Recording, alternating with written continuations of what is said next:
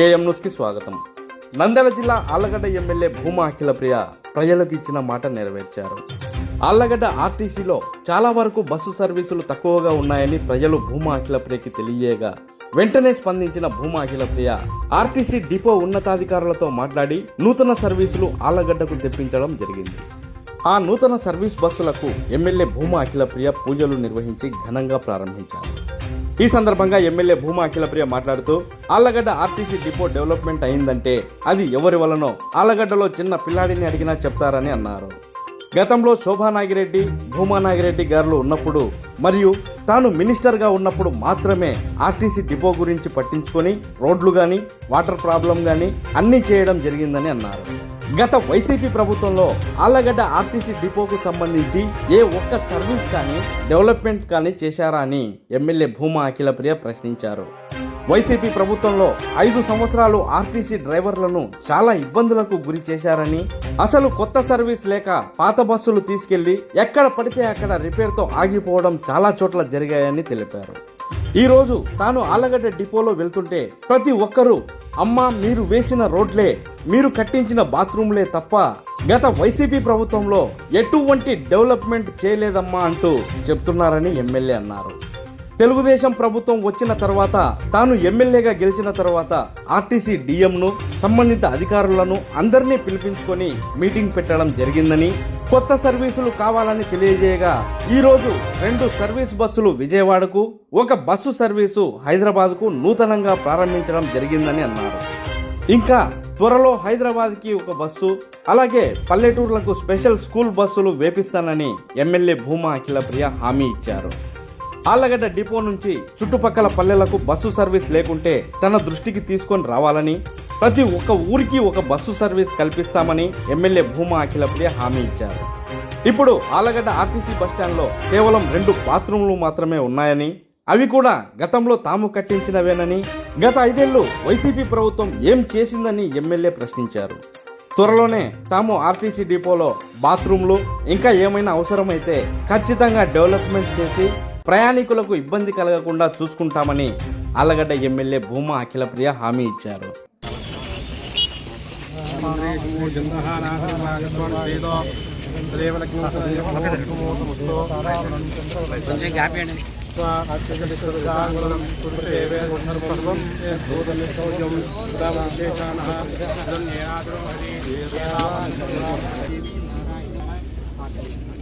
అగ్రే సర్వదేవానాం యం ప్రతిష్ఠాం మాగ్రాపయామి సర్వదేవానాం దివ్య జ్యోతి నమోస్తుతే. లక్ష్మీనారాయణస్య అయం ముహూర్త సుముహూర్తో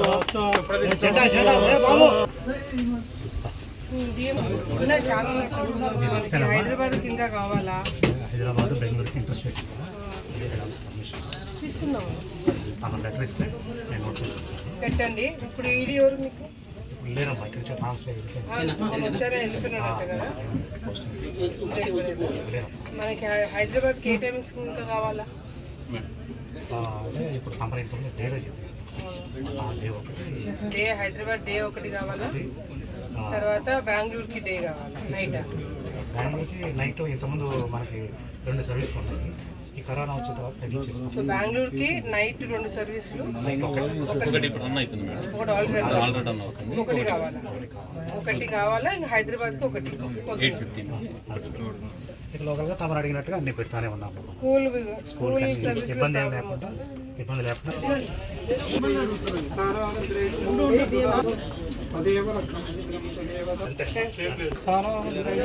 మిమ్మల్ని కూడా కలిసాలన్నారు.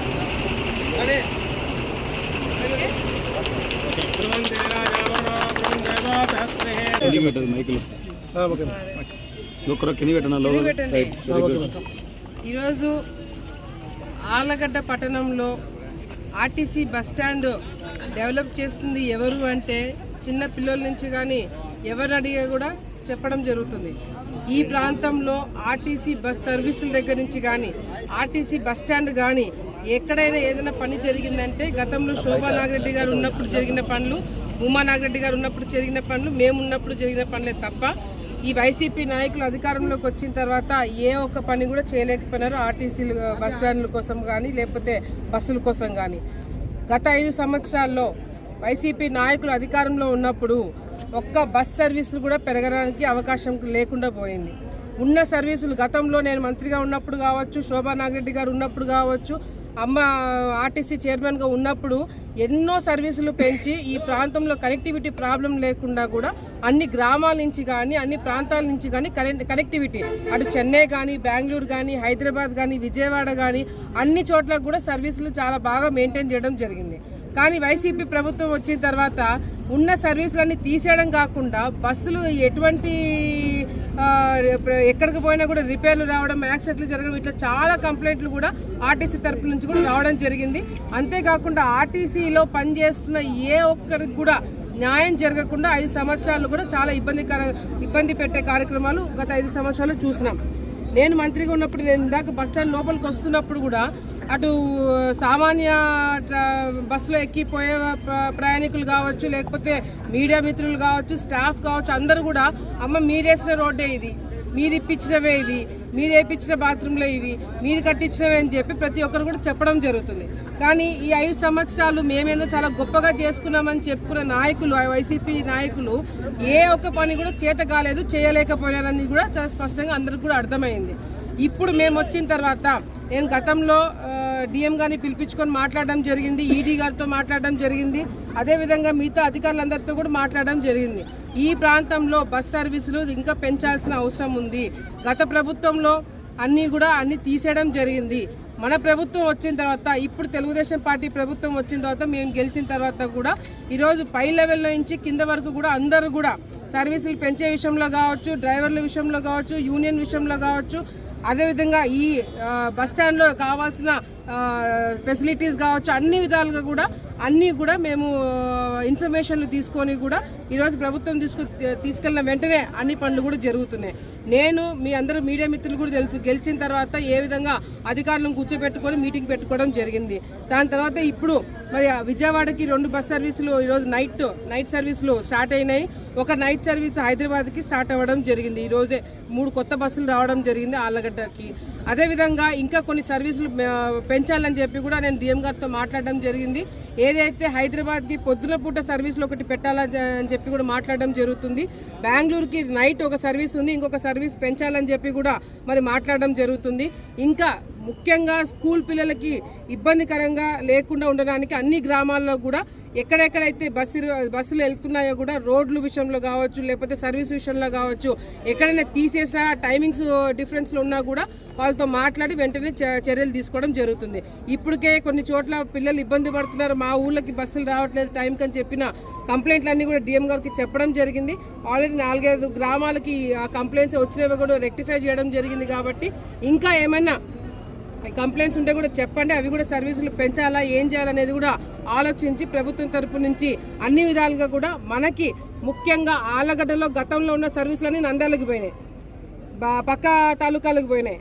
అట్లా కాకుండా ఇప్పుడు మనం వచ్చిన తర్వాత ఆళ్ళగడ్డ నుంచి పలానా ఊరికి సర్వీసు లేదు అనే విధంగా ఉండకుండా అన్ని మేజర్ గ్రామాలకి, మేజర్ దానిలకి, అన్ని ఊర్లకు కూడా సర్వీసులు మెయింటైన్ చేసి పెట్టించే బాధ్యత నేను తీసుకుంటానని చెప్పి కూడా ఈ సందర్భంగా మీ అందరూ కూడా తెలియజేసుకోవడమే కాకుండా ఇక్కడ లోకల్గా ఉన్న యూనియన్ ప్రాబ్లమ్స్ కావచ్చు, ఈ ఇబ్బంది కలిగిన, లేకపోతే ఇప్పుడు బస్టాండే ఉంది, బస్టాండ్లో 2 బాత్రూమ్స్ ఉన్నాయి, అది కూడా ఎప్పుడో మేము కట్టించిన బాత్రూమ్సే తప్ప మళ్ళీ వీళ్ళు కట్టించింది ఏమీ లేవు.